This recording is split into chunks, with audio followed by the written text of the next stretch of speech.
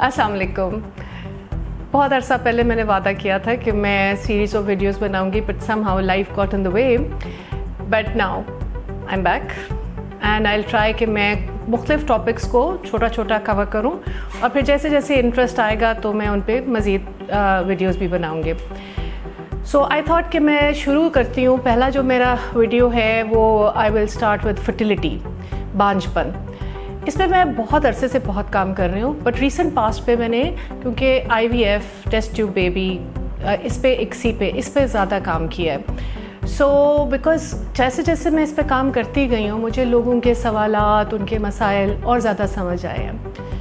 For example, लोग ये नहीं समझते कि उनको कब हमारे पास आना चाहिए। आप 1 साल अगर प्रेगनेंसी नहीं होती तो आ जाओ, हम एक दफ़ा टेस्ट कर लेने तो let us see what's going on. अगर कोई प्रॉब्लम है तो जल्दी एड्रेस कर ले, नहीं है तो हम आपको गाइड कर देंगे, ट्राई अगेन, कुछ टाइम और दे दो।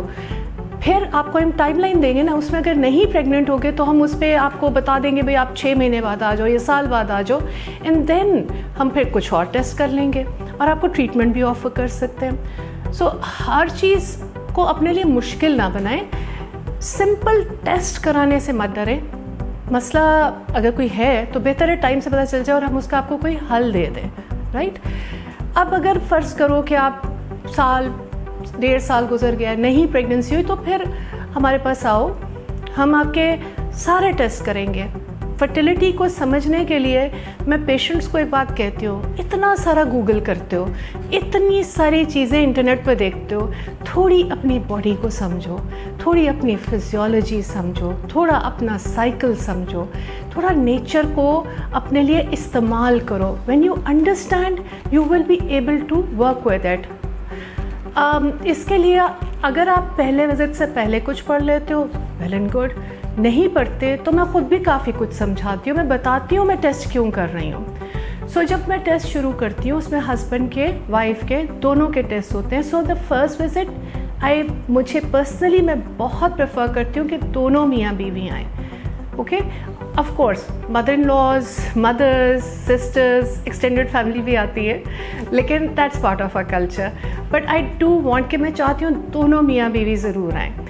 जब आप आएंगे फिर मैं आपको एक्सप्लेन करूँगी, फिर मैं आपको सीरीज़ ऑफ टेस्ट दूँगी। 1 माह में मुख्तलिफ डेज़ पे टेस्ट होंगे और हमें पता चल जाएगा कि अगर कोई इशू है या नहीं है। अगर इशू नहीं है फिर भी कुछ गाइडेंस दे देते हैं। फिर 3 मंथ्स 6 मंथ्स बाद फिर हम दवाइयाँ शुरू कर सकते हैं, सिंपल मेडिसिन्स। लेकिन वो मेडिसिन्स कई लोग देते हैं, इवन दाइयाँ दे देती हैं, लेकिन उसकी मॉनिटरिंग नहीं करते। मॉनिटरिंग के बगैर सिस्ट बन जाते हैं, प्रॉब्लम्स हो जाती है, लॉन्ग टर्म इश्यूज हो जाते हैं। और जो सबसे बड़ा मेरा इसमें प्रॉब्लम है ना, कि एक जब लड़की इस दुनिया में आती है तो उसके एक लिमिटेड नंबर ऑफ एग्स होते हैं। जब इतनी सारी दवाइयाँ दे देते हैं तो उसकी एग्स का पूल कब हो जाता है, वो जब तक हमारे पास पहुँचती है उसके पास एग्स सफिशेंट नहीं होते। एट टाइम्स हमारे पास इतने एग्स भी नहीं होते कि हम उसका टेस्ट ट्यूब बेबी कर सकें। सो प्लीज़ दाइयों से या GP से कोशिश करो दवाइयाँ मत लो तो स्पेशलिस्ट से दवाई लो जो के साथ मॉनिटर करें, और उसका भी एक मुद्दत के बाद आपको फिर नेक्स्ट स्टेप पे लेके जाए, इंजेक्शंस ऐड करें। सो मॉनिटरिंग इज़ विद अल्ट्रासाउंड, ठीक है, वो ज़रूरी होते हैं। अल्ट्रासाउंड से कोई नुकसान नहीं होता, 60 ईयर्स से अल्ट्रासाउंड हो रहे हैं, कोई नुकसान नहीं होता। So we start doing the basic medicines. और अगर आगे बात नहीं बनती तो IVF की तरफ जल्दी जाने में एक एडवांटेज है। IVF, टेस्ट ट्यूब बेबी, उसमें एडवांटेज ये है कि अच्छी हेल्थ में, अच्छे एग्स के साथ, अच्छे स्पर्म के साथ हम एक बेबी आपको दे दें, उसके बाद फिर ट्राई करते रहो और सिंपलर मेथड से। लेकिन जब आप बहुत देर बाद आते हो तो रिजल्ट्स अच्छे नहीं होते। अव्वल तो प्रेगनेंसी ही नहीं होती, फिर हो जाए तो उसमें कॉम्प्लिकेशंस होती हैं। दूसरी एक बात ये कि कई लोग कहते हैं हमें IVF की ज़रूरत नहीं, हमें मसला कोई नहीं।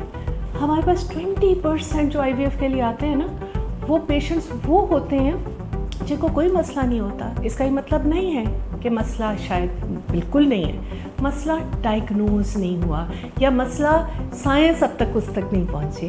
Okay, so this was my very basic introduction to infertility, basic facts कि मैं कैसे मैनेज करती हूँ, और शायद आपको मैं इससे थोड़ी सी गाइडलाइन दे सकी हूँ कि आप अपने लिए क्या कर सकते हो।